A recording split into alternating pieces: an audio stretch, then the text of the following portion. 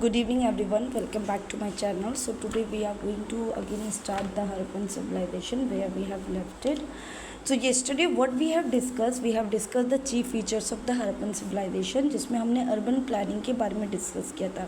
मैंने आपको ऑलरेडी इसमें बता दिया था कि जो इन्होंने टाउन्स और अपनी जो सेट प्लान्स रखे थे वो स्ट्रेट और 90 एंगल्स में रखे थे. इनकी रोड्स जो काफ़ी ज़्यादा वाइड इनफ रहती थी.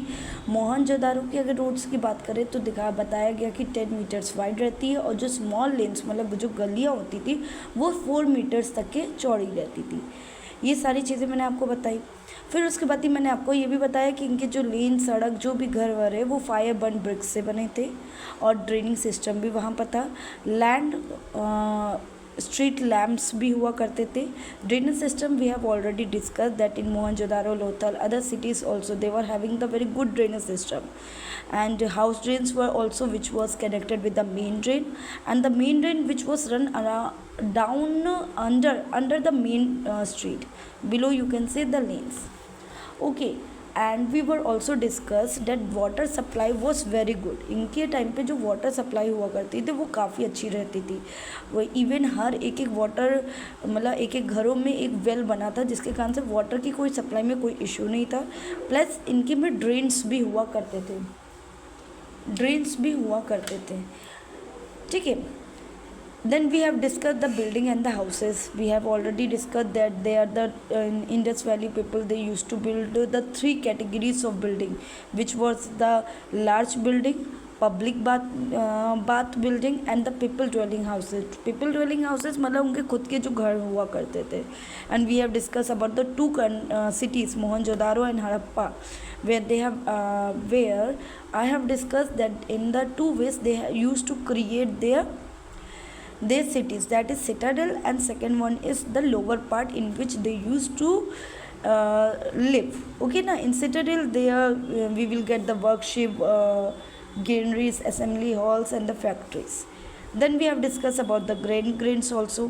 इस पर इतना ज़्यादा हम वाइडली नहीं जाएंगे. ठीक है. फिर ग्रेट बात के बारे में मैंने आपको बताया था, असेंबली हॉल के बारे में बताया था, पीपल्स ड्वेलिंग हाउसेस के बारे में बताया था कि मतलब 2 मंजिला घर हुआ करते थे, एक स्लीपिंग रूम, एक ब्रिक रूम हुआ करती थी. जो भी घर बने हुए थे वो बेक्ड ब्रिक्स से बने हुए थे. फिर उसके बाद ही एक किचन होता था जिसमें फायर प्लेस भी होता था. स्पाइसेस और इन सबको ग्राइंड करने की भी चीज़ें हुआ करती थी. तो ये सारी चीज़ें हमने कल डिस्कस किया था. आज हम क्या डिस्कस करने जा रहे हैं? Today we are going to discuss about the art of sculptures and craft. तो अगर हम इनकी बात करें तो हमें उस टाइम पीरियड के स्टैचूज ऑफ फिगर्स मिले. किसके? यंग बुल के, अ शॉर्ट वॉच डॉग के, शाउल वेयरिंग योगी के, डांसिंग गर्ल के, मेल डांसर के. हमें डिफरेंट साइड्स में इंडस वैली सिविलाइजेशन में इनके स्टैचूज़ में जितने भी फिजिकल मतलब कि एनिमल्स, पीपल जिनकी भी स्टैचूज़ मिली उनमें काफ़ी अच्छे तरीके से फिजिकल फीचर्स दिखाए गए. मेटल क्राफ्टमैन मोहनजोदारो और हड़प्पा दोनों में बहुत अच्छा था. ब्रोंज स्टैचूज़ भी मिले जो कि डांसिंग गर्ल का शो किया गया. ठीक है. Her right hand on her hip, जो स्ट्रक्चर आई थिंक सो आपके ऑलरेडी इसमें होगी. If you want to see it, see जो उसका राइट हैंड होता था वो उसके हिप में होता था. Okay. And left hand is dancing free. She is wearing a large number of bangles को वो वेयर करती थी. तो इस तरीके के फिजिकल फीचर्स इन्होंने बहुत अच्छे से दिखाई जो आज के टाइम पे लोग मशीन्स का यूज़ करते थे. They were just doing by their hands. Okay ना art of making poetries. They use poetry wheel. Okay, with this they used to produce articles of different shape and design. The clay pottery, उसको बनाने के बाद उसको bake किया जाता था. फिर उसकी सरफेस को अलग अलग कलर से क्या किया जाता था? कलर किया जाता था. बर्ड्स, एनिमल्स, ह्यूमन फिगर्स उस पर बनाए जाते थे. Now carving and painting. Indus valley civilisation carving में भी बहुत अच्छी थी. उसमें वो अलग अलग तरीके के एनिमल्स सील्स में क्रिएट करते थे. If you want to see you can see this thing. मतलब इसमें भी क्या होता था, जानवरों के क्या बनाया करते थे, जानवर की तस्वीरें बनाया करते थे. जियोमेट्रिकल, जैसे कि जियोमेट्रिकल मतलब ट्रायंगल, स्क्वायर, इस तरीके की फिगर्स को वो क्रिएट करते थे. तो इन सारी चीज़ों से हमें ये पता चलता था कि जो इंडस वैली सिविलाइजेशन के जो लोग थे उनको पेंटिंग बहुत पसंद थी, और वो अलग अलग डिज़ाइंस और फिगर्स को क्रिएट किया करते थे अपने बर्तनों में, अपने पोट्री में, जो भी इनके घर में जो भी चीज़ें हुआ करती थी, इवन अपने घर को बाहर सब तरीके से सजाया करते थे। अब हम सील्स की बात करें तो figures of animals and human beings were engage on the seals. जो सील्स थी उसमें फिगर्स ऑफ एनिमल और ह्यूमन बींग्स दोनों में दिखते थे। उस सील में हमें यहाँ तक पता चल जाता था कि क्या ड्रेस है, हेयर स्टाइल है, ऑर्नामेंट्स उस पर्टिकुलर पर्सन ने पहनी है। वो सील काफ़ी चीज़ें हमें रिवील करती थी, specially religious belief, commercial activity और ट्रेड रिलेशन जो लोगों के बीच में हुआ करते थे उस टाइम पे।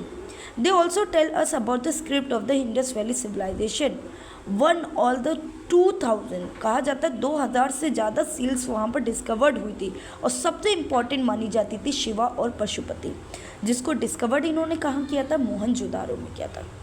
ओके, तो सबसे इम्पॉर्टेंट कौन सी सील थी, शिवा और पशुपति, जिसको डिस्कवर्ड कहाँ किया गया, मोहनजोदारो में। Now come to the last one topic, the art of writing script। ये लिखते कैसे थे?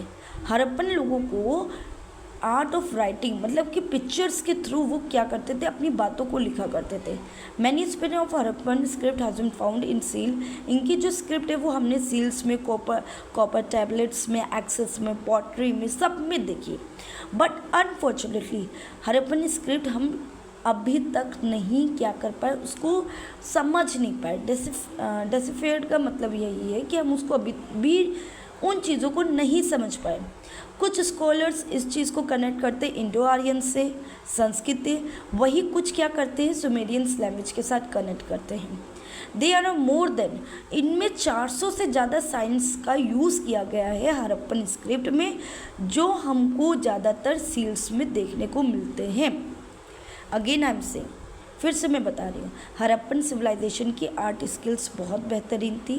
हमें इनकी स्क्रिप्ट कहाँ कहाँ देखने को मिली, सील्स में मिली, कॉपर टैबलेट्स में मिली, एक्सेस में मिली, पोट्री में मिली, लेकिन अनफॉर्चुनेटली आज तक इसकी स्क्रिप्ट को कोई नहीं समझ पाया।